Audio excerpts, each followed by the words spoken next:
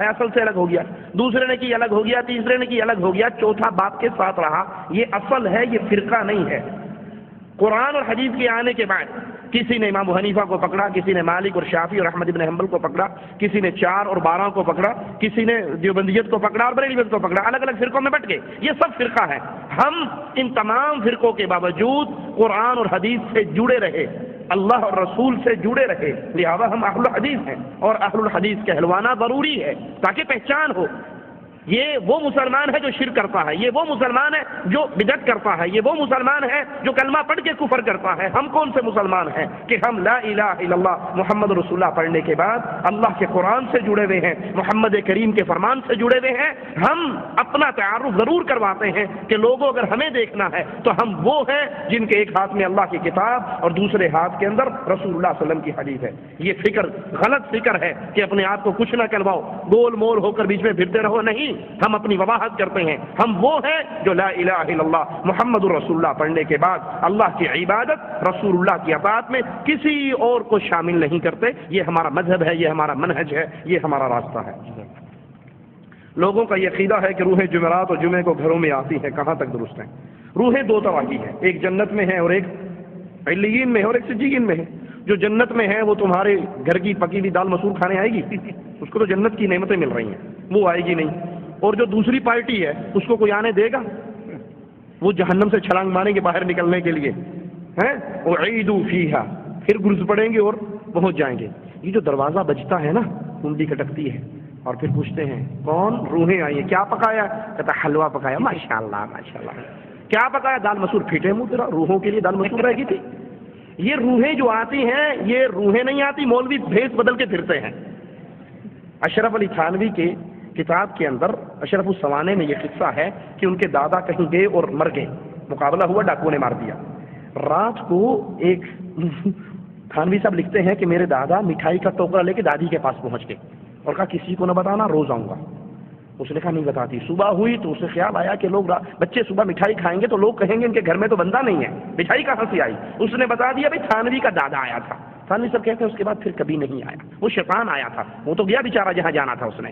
تو یہ روحوں کا آنے کا کھانے پینے کا ڈھونگ ہے، ایسی کوئی بات نہیں۔ سوال احسان ثواب کے متعلق اولاد والدین کے لیے کیا کرے؟ ولد صالح یدعو له، باپ کے لیے دعائیں کرے، اللہ نے مال دیا ہے اس کے لیے خرچ کیجئے۔ لیکن یہ جو ہمارے یہاں بلٹی سسٹم ہے، درویشوں کو بلایا، قرآن پڑھ کے بلٹی کر دیا، گٹھلی پہ آیت کریمہ کا وظیفہ کر کے بلٹی کر دیا، اللہ کے ہاں بلٹی سسٹم نہیں چلتا، وگرنہ امیر لوگ جنت میں جاتے، غریب سارے مارے جاتے۔ امیر مرنے سے پہلے کسی مولوی کو 2-4 لاکھ اس کے اکاؤنٹ میں ڈلوا دیتا کہ میں جا رہا ہوں تو لگا رہنا، اور وہ پڑھ کے نیچے پھونکتا رہتا۔ نہیں، جو آپ کر کے جاؤ گے وہ آپ کو ملے گا۔ ہاں، آپ کی نیک اولاد وہ آپ کے لیے دعا کرے گی، وہ آپ کو ملے گی، صدقہ جاریہ آپ کو ملے گا، جو علم پڑھا کر کے وہ آپ کو ملے گا۔ یہ ایک اعلان بڑی جو ہے کیا کہتے ہیں غم سے ہم آپ کو پہنچانا چاہ رہے ہیں، ہمارے لیے بھی غم ہے آپ کے لیے، کہ الخبر جانے والوں کی گاڑی تیار ہے اور ڈرائیور بیچارہ جلدی میں ہے، پتہ نہیں اس کو کیا جلدی، اللہ اسے ہدایت دے، اس لیے ابھی نکلنے والا ہے۔ براہ کرم تمام ساتھی جو الخبر جانے والے ہیں باہر آ جائیں۔ سوال یہ ہے کسی نے گھر پر یا انسان پر جادو کر دیا تو اس کے بارے میں کیا ہے؟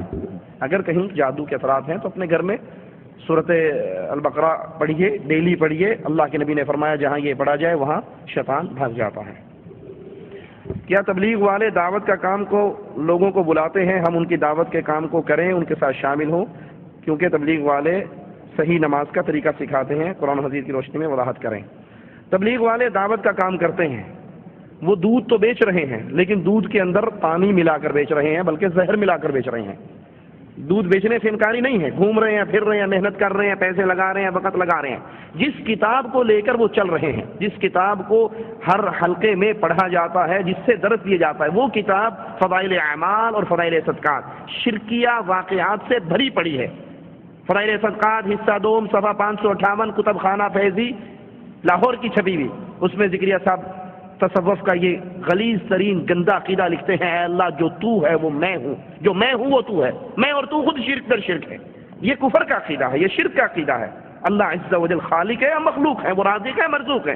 اب اس کتاب کو لے کر وہ گھوم رہے ہیں، یہ کتاب پڑھی جا رہی ہے، اس کتاب کے اندر جو چیز لوگوں کے کانوں میں ڈالی جا رہی ہے اس کے اندر کفریہ اور شرکیہ واقعات اور جھوٹے واقعات بے بہا ہے۔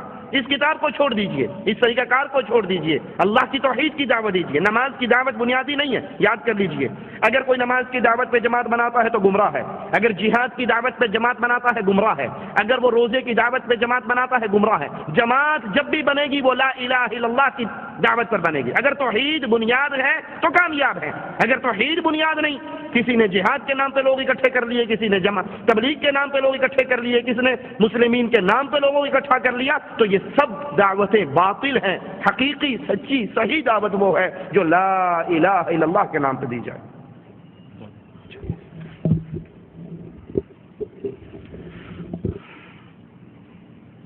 ایک بھائی نے سوال کیا ہے کہ اگر ایک رکعت میں 3 یا 5 یا 7 بار قل ہو اللہ پڑھا جائے تو کیا جائز ہے؟ جائز ہے، کوئی حرج نہیں۔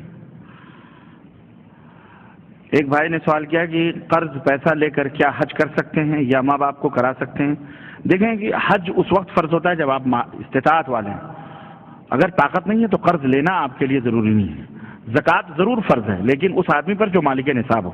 اسلام نے، اللہ نے آپ کو مکلف نہیں قرار دیا کہ اب جاؤ کماؤ کہیں سے بھی زکوٰۃ نکالو، نہیں، جب ہوگا تو فرض ہے، نہیں ہے تو فرض نہیں ہے۔ تو اگر کوئی آدمی قرض ضروری نہیں ہے، اگر قرض لے کر کرتا ہے تو انشاءاللہ اس کا حج تو ہو جائے گا، چاہے ماں کا کروائے چاہے خود کرے، لیکن اس کے اوپر حج فرض نہیں ہے، اس لیے اس کو یہ زحمت کرنے کی ضرورت بھی نہیں۔ کوئی جنابت کی حالت میں دعائیں اور قرآن کی آیتیں پڑھ سکتے ہیں کیا؟ جنابت کی حالت، جی ہاں، جنابت کی حالت میں دعا وغیرہ کر سکتے ہیں، البتہ قرآن نہیں پڑھ سکتے ہیں، منع ہے، اس سے بچنا چاہیے۔ کیا قربانی کا گوشت غیر قوم کو دے سکتے ہیں؟ کوئی حرج نہیں، اگر آپ کا پڑوسی ہے تو غیر قوم کو کھلا سکتے ہیں، پلا سکتے ہیں، کوئی حرج نہیں۔ اسی طرح نمبر 2، حج یا عمرہ کرنے کے بعد طواف وداع 7 ہی بار ہے یا اس سے کم یا زیادہ ہے؟ نہیں، 7 ہی چکر ہے، 7 سے نہ کم کریں نہ 7 سے زیادہ کریں۔ 7 سے کم کریں گے تو آپ کا طواف مکمل ہی نہیں ہوگا اور 7 سے زیادہ بھی جائز نہیں۔ کیا قرآن کی آیتیں اور مکہ مدینہ کی تصویریں گھروں میں لگا سکتے ہیں؟ مکہ مدینہ کی تصویروں کا جہاں تک تعلق ہے آدمی کوئی حرج نہیں، لگا سکتا ہے، لیکن جہاں تک قرآن کی آیتوں کا تعلق ہے، قرآن کی آیتیں اس لیے نہیں آئی تھیں کہ انہیں تغرے بنا کر گھروں میں لٹکائے جائیں، یہ قرآن کی توہین ہے۔ قرآن کو پڑھا جائے اور اس کے مطابق عمل کیا جائے، یہی ہمارے لیے ضروری ہے، لٹکانا یہ جائز نہیں ہے۔ امام بخاری رحمۃ اللہ علیہ کا نام کیا ہے؟ ان کا نام محمد ابن عبداللہ ہے۔ امام بخاری رحمۃ اللہ علیہ کا محمد ابن عبداللہ ہے۔ شیخ صاحب، ایک بیوہ سے نکاح کرنے کی کیا فضیلت ہے؟ برائے مہربانی تھوڑا بیان کیجیے، اور انشاءاللہ میں ایک بیوہ سے نکاح کرنے والا ہوں، اللہ آپ کو توفیق عطا فرمائے۔ اللہ کی اس کی فضیلت کا تو بہت لمبا معاملہ ہے، لیکن مختصراً یہ ہے کہ اللہ کے رسول صلی اللہ علیہ وسلم کی نکاح میں ایک ہی کنواری آئی تھیں، باقی ساری کی ساری یا تو شادی شدہ تھیں، بیوہ تھیں، یہ تھیں، تو اللہ کے نبی نے انہیں فوقیت دی، ان سے کیا، آپ بھی کریں، اللہ آپ کو توفیق دے اور اللہ ہم سب کو بھی توفیق دے، آمین یا رب العالمین۔ وضو کا طریقہ کیا ہے؟ اللہ، یہ تو پورا ٹائم ہی آپ لے لیں گے، ہے نا۔ وضو کا طریقہ آپ یہاں جالیات میں ہیں، ہمارے پاس اصل میں بہت کم ٹائم دیا گیا ہے اور تقریباً میرا خیال ہے کہ وہ ٹائم ختم ہی سے حکم بھی ملا ہے مدیر محترم کا کہ ابھی انعامات بھی تقسیم کرنے، اتنے سارے سوالات ہیں، اس لیے میں جلدی کر رہا ہوں۔ وضو کا طریقہ آپ سیکھ لیں پلیز۔ سب سے پہلے دل کے اندر قصد اور ارادہ کریں وضو کا، پھر بسم اللہ پڑھ کر پہلے دونوں ہاتھوں کو 3 مرتبہ یا 1 مرتبہ دھلیں، اور اس کے بعد پھر کلی کریں 3 مرتبہ، اور پھر 3 مرتبہ ناک میں پانی چڑھا کر کے آپ انگلی ڈال کر کے ناک کو صاف کریں، اور اس کے بعد 3 مرتبہ پورے چہرے کو، جو بال اگنے کی جگہ ہے اور داڑھی یہ پورا لے کر 3 مرتبہ اس کو دھلیں، کم سے زیادہ 3 مرتبہ، یہ ٹھیک ہے، کم سے کم 1 پہ ہی کافی ہے، لیکن 3 مرتبہ دھلنے میں ذرا سا یہ سنت اور مستحب بھی۔